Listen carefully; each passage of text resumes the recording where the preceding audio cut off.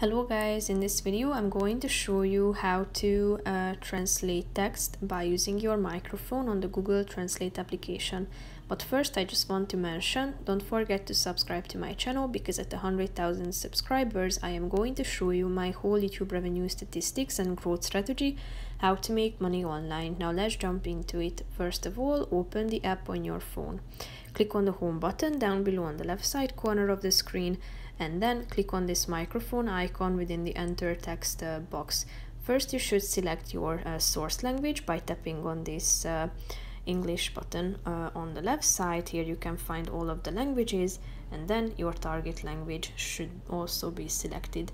When you are ready to record your speech that you want to translate, tap on this microphone icon and start speaking. Here you can find this microphone icon, and now you can start speaking.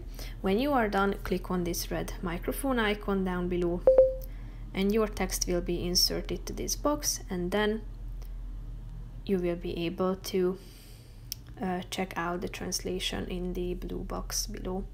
So that's pretty much it for this video, guys. See you in the next one. Bye bye.